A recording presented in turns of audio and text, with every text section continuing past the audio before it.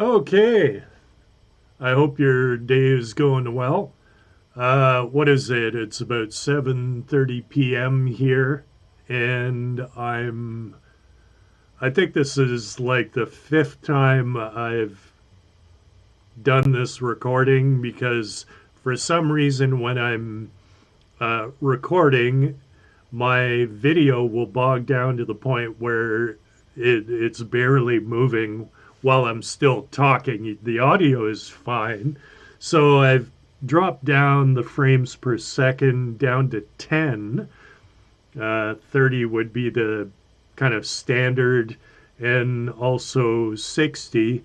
But I just think there's too much going on my computer. Even though it's a brand new computer, don't buy Dell. I'll tell you, I'm not impressed. I should have stuck with HP, but this is a Dell 16 Plus, and it should be able to handle this, but it isn't. So I dropped down the frames per second. So the whole point of this video is to show how I do mastering. So the mastering process I generally will take my mix project. I'm using Cakewalk uh, Sonar. It's not Cakewalk by BandLab anymore. It's now Cakewalk Sonar. And then I just I take the mix project and I make a copy of it. So I make two projects.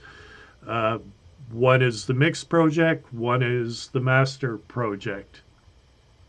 And in the master project, I will take the mix down from the mix project, bounced all the tracks, and I will copy that and I'll bring it into the master project. Prior to doing that, I will go into the master project and I will completely delete everything in there, all the tracks, all the buses, everything, so it's bare bones. So you would see what you're seeing on the screen here. And that seems to work quite well. And is it? Oh, yeah, okay. Let's just bring that down a bit. Um, so, and so I have a bare bones master. And so that's what you're seeing here. This is the mix down, the entire mix bounced, and I just copied it and pasted it into my uh, master project. And the reason I do that is because working on the mix, it requires quite a bit of resources to be able to do what has to be done. And this allows for it, frees up memory and resources to be able to work on only a few plugins. I also have a uh, drum set, and I do back there, and I do live drums using Addictive Drums too. I could probably make a video about that and patch it into Cakewalk Sonar and record live. And that also requires a particular amount of resources. So, so in this case, I'm using an old, or I'm remastering an old song that I did with the drums with Addictive Drums too. So it's not live, but a lot of programming, of course. But so I have four plugins that I use, and this uh, I use, let me start with WLM meter here. This is generally uh, the last in the effects chain, the signal chain here. I set true peak max to -1. That's a standard. I put the target to -9. I can't go any lower than that. I'm trying to achieve -8.5 LUFS.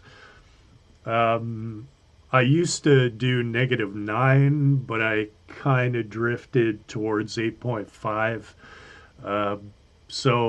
And I also set the high pass filter to 50.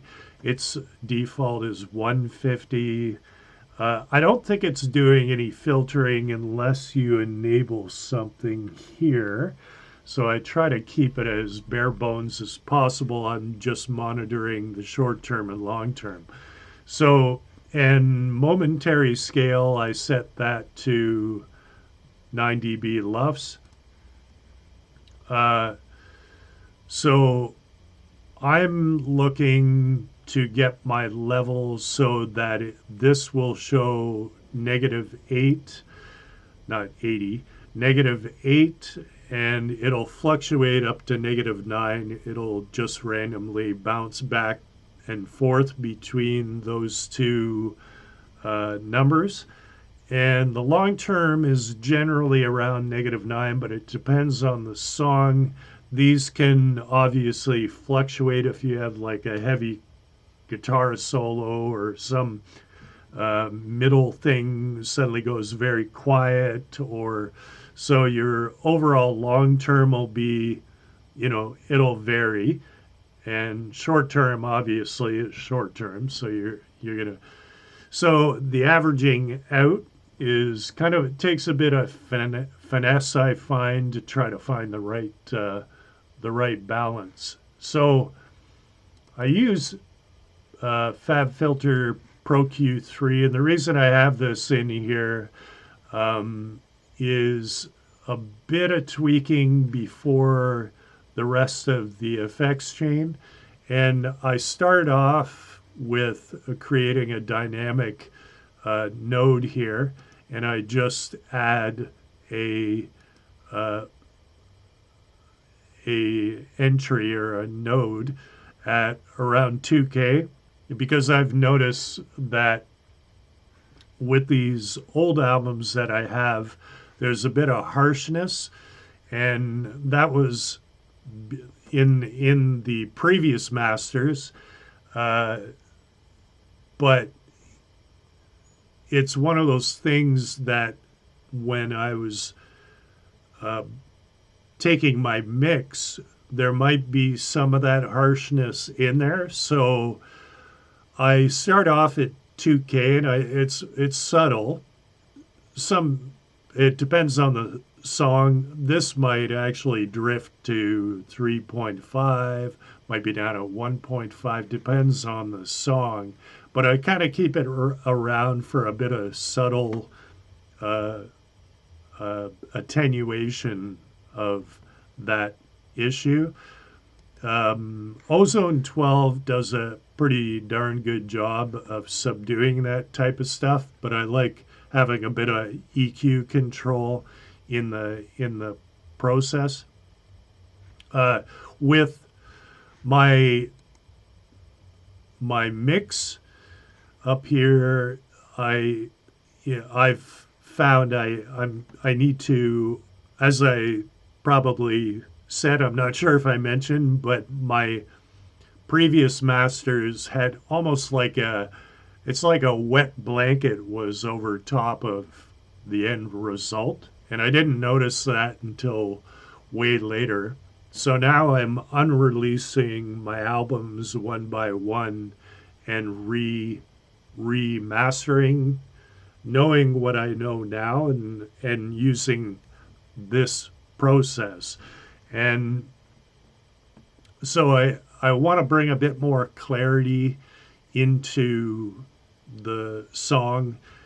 And this, I try to keep it subdued. I don't do too much on these all these adjustments, all of them, because it's all about layering, right? So some of the issues will be taken care of with TEOTE, some with Ozone 12, and a little bit with the Q3. If you by the way, if you hear any screaming in the background, it's because it's race weekend here, and there's runners out doing the healthy thing, really busting their asses. Um, can't really hear it, I guess. Um, so that's how I use Q3, and order is everything here for me.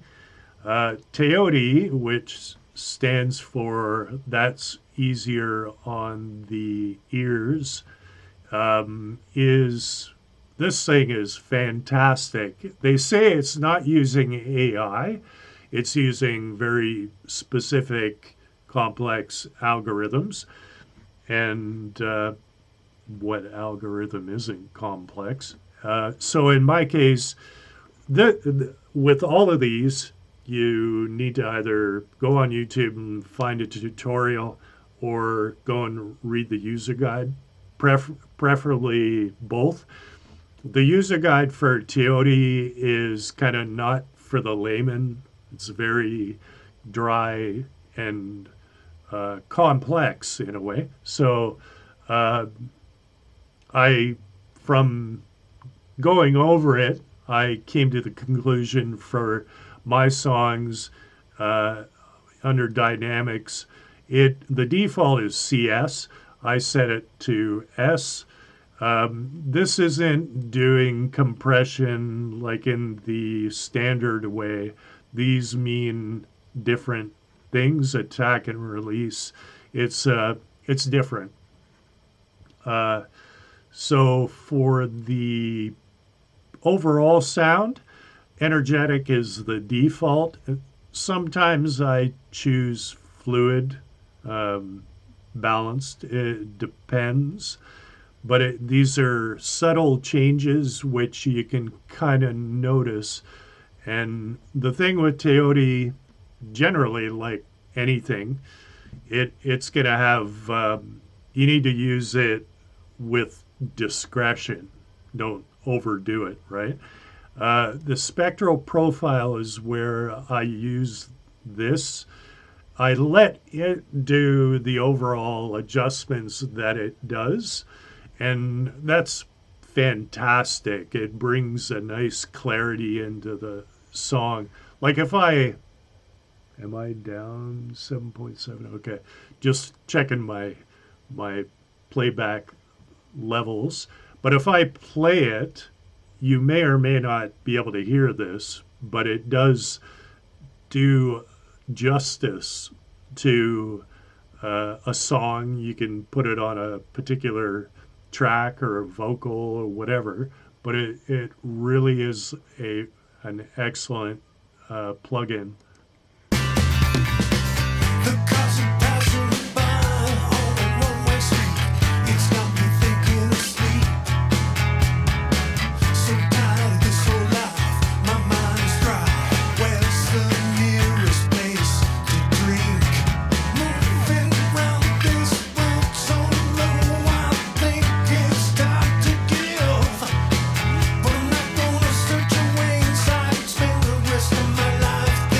It's hard to hear. It's hard to hear the overall change it makes. It is quite impressive. And I've already gone over this song a bit, so we'll see if my video actually works this time. So under spectral profile, I will use the equalizer rock. The default is flat. And the one I use the most just for the overall clarity is the slope, clockwise, cranking it up. But again, it has to be used with discretion. So I may just bump it up a few notches and rely on everything cumulative, EQ, Ozone 12, TEOTE, all together, giving me the clarity I'm looking for. And so far, this has been quite a good approach for me anyways. It may or may not work for you. So let's go to the big one, the mother. And this is Ozone 12 Advanced. I started using Ozone at Ozone 10. It's been around since, in one way, shape, or form, since around 2006. I wish I knew about it way back because now that obviously they've been integrating AI into it, it's fantastic at giving you a really good sounding master. Again, tutorials online, lots of them on YouTube. Check those out. So, okay, I'll do this again. Hopefully my video doesn't bog down again. The audio doesn't bog down. It's just the video, and I'm trying to just fix that because it's kind of unprofessional. So to use the AI, obviously lots of features with this. Go into AI, and I want to listen to the song at the loudest point. It will recommend that. You'll see it in a second. This particular song doesn't have anything really noticeable. It's pretty uniform all the way through. And then, so you hit relearn and hit custom, and you can set your analysis time 1 minute. For brevity's sake, I'm setting it to 10 seconds, and I set my loudness meter to -8.5, and it'll tell you this is short-term loudness. And not going into this stuff, it'll add these. I'm sure in future versions of Ozone, they'll have more selections in here. And you can choose the style. And here we go. So it's going to ask, play the loudest section. I'll play. And it's going to it's going to listen for 10 seconds. Usually I would do 60. There, it's done listening. It's going to find the plugins to add.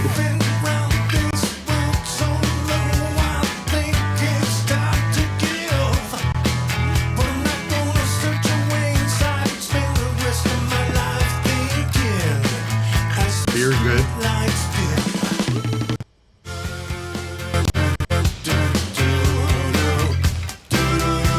Okay, so it's done. It's done its assessment. Go over here to the detailed view, and it added all of these. The thing I find super cool about how it uses AI is, if you see master rebalance here, it added that because it found down here that the vocals were too low, and it recommends almost full dB in gain. Now, I take everything AI is throwing at me as with a grain of salt, but what I do find is its recommendation is quite accurate. Not necessarily the level, but what it's advising, I do follow it, and I try to tweak it based on my ear. And it's such a fantastic feature.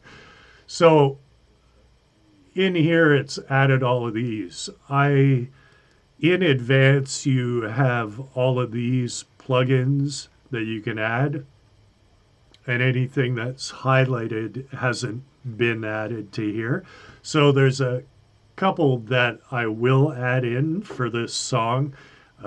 Bass control, I'll explain why, and spectral shaper. Everything has an order in the signal chain and the effects chain. And so in this case, bass control is advised you put it right at the beginning. Spectral shaper is supposed to go right before maximizer. Oh, and one other one is stem EQ. This is the newest one for me that I've been looking at. Same with bass control. I'm just starting to dig into those. The verdict is out about the difference between stem EQ and master rebalance. I don't see really any difference. But this one, I will take the 0.9 vocals and I'll tack it into stem EQ, and then I remove master rebalance, and I just kind of go with that. So bass control, start at the beginning here. I put this up to 0.3. I don't know enough about it, and I haven't had a reason to really bump it up. But one thing, and I'm still testing whether this is true, but a few songs that I've used this on in this process, when I went back and listened to those songs, I'll finish, doing this. I'll render it as MP3 and a wave. I'll put it up on SoundCloud, and then I'll listen to it on my phone. And when I listen to it on my phone, the bass, it comes out nicely, like very nice. And I'm not sure if it's this plugin or if it's that I'm getting better at getting my bass to stand out. But the verdict is out. If I play this, again, you have to check the tutorial. I'm not going to go too long on that. It'll give you, you can do so many different adjustments to your bass, but I just kind of tweak it a bit. So stem EQ, this thing is crazy. I mean, it's using AI and their algorithms, their proprietary algorithms, but you can listen and isolate each of these areas: vocals, bass, drums, and everything else, and it will find each of those, and then you can EQ each one of those individually. It is so powerful. It's incredible. And, in this case, I bumped up the vocals to what they recommended. And so I can... Here's the bass.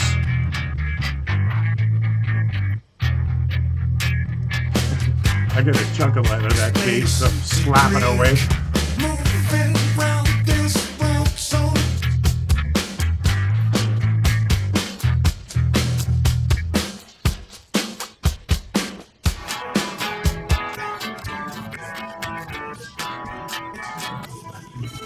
It's really powerful. So I use that to kind of improve the song, even though it's been rendered into one track, right? But this gives you the ability to go in and forensically adjust, which is super awesome.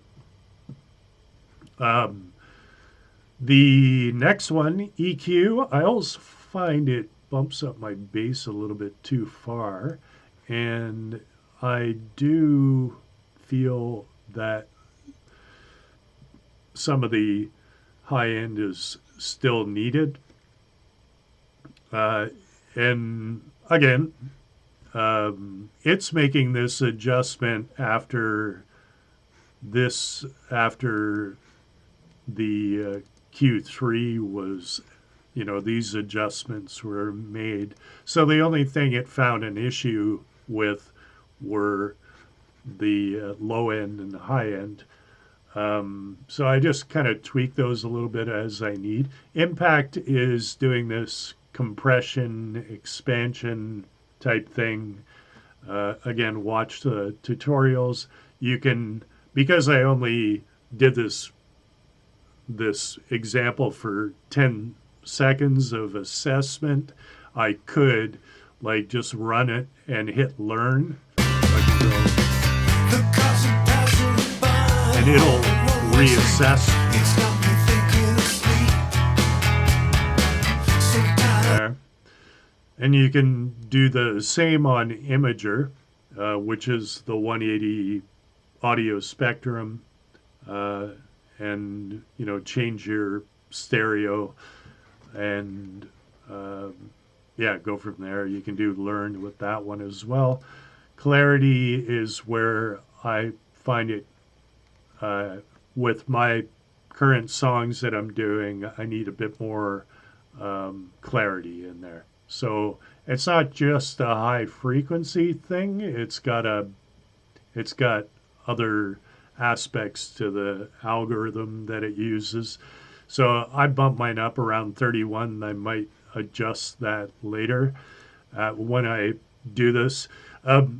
By the way, I'm not going to show you before and after because you won't really hear substantially that there's a big change with these songs or this song.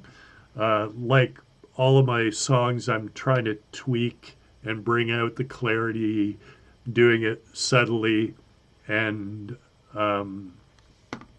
I've already run Ozone 12, so there's not going to be any kind of big difference with this example. This is more just to show you how I use the mastering software. For stabilizer, this is one of my favorites. Is I select Team Transients, and this, like all of these, if you push it too hard, you're gonna start having that squashed, fuzzy sound. So it's good to. Oh, I choose cut. So if I push it, you can see.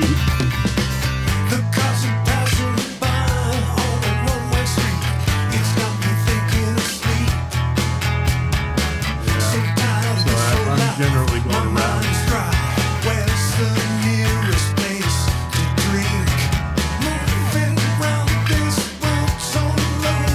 Yeah.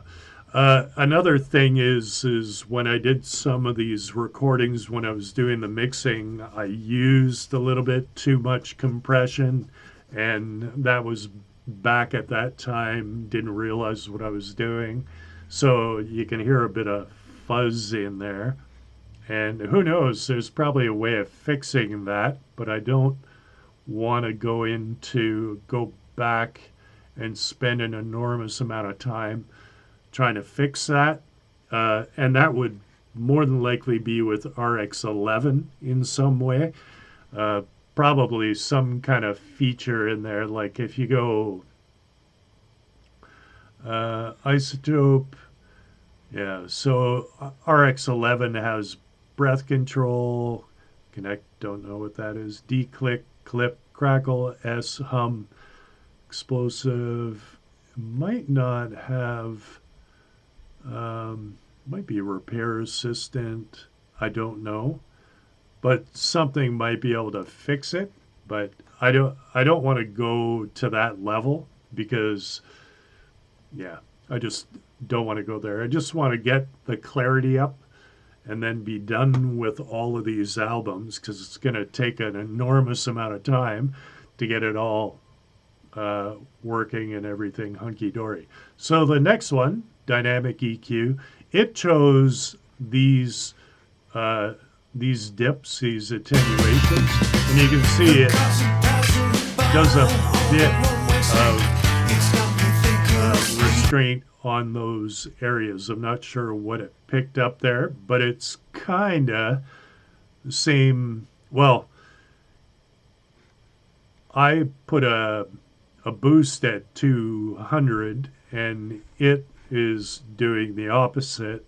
And then where I did a boost at about 7, it is doing the same thing, and it's pushing down the high frequency. So I tend to leave it, and you can adjust these as necessary. So Spectral Shaper is kind of a interesting one, because this will also tamp down harshness and very unexpected tones. So if you use it too much, it'll totally subdue everything. So I'll hit learn, and it decided this area needs a bit of love. So if I go up and up, it'll mute out everything. And I just put it enough to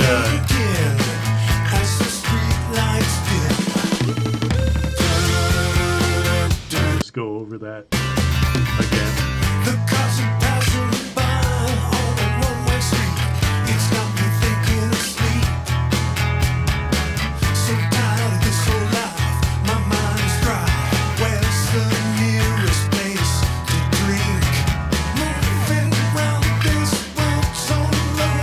So you can hear that using delta.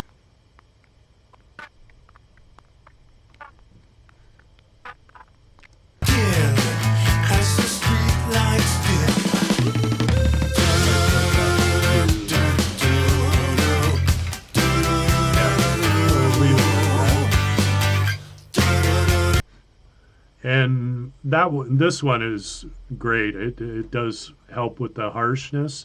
So the last one is Maximizer. And this one, again, tutorial. It always seems to choose IRC4 modern for mine, but I've started choosing IRC5. I think the level on my songs, this is where WLM comes in, and I'm trying to get around -8, -9, fluctuating back and forth on the short term over here. I'll reset this just to, okay, it's not going to reset for me. And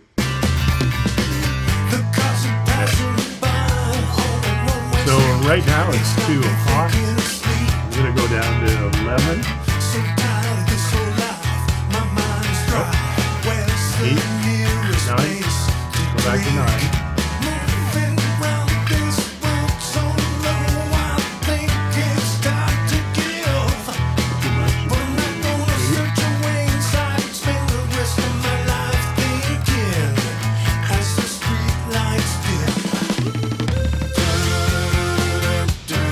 Try that again.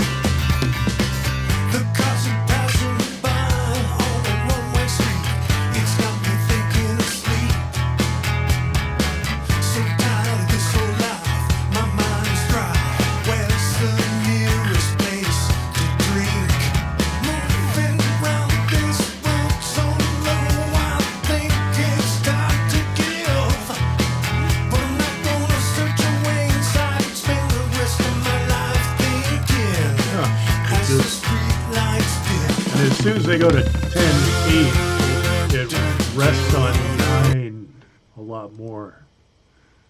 try that again. Hit reset. The cars are passing by on a one-way street.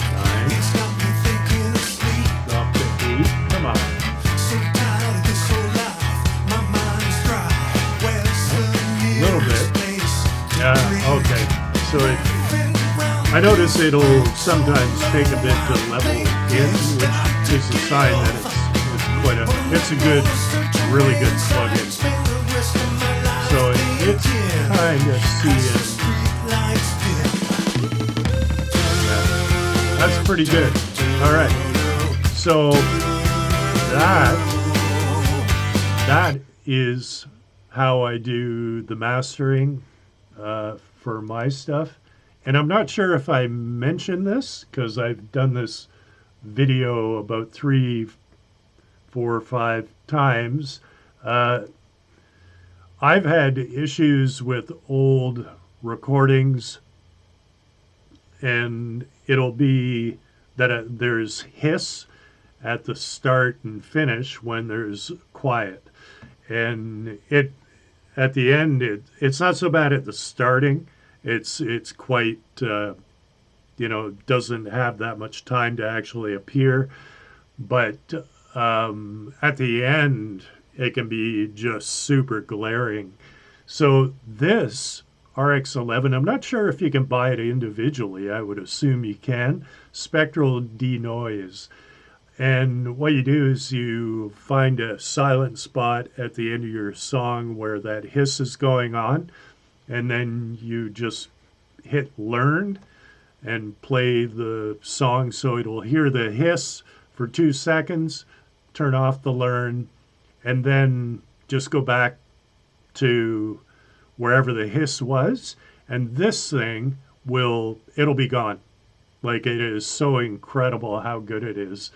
And it does use a bit of processing power. So what I generally do is I don't have it running on this track.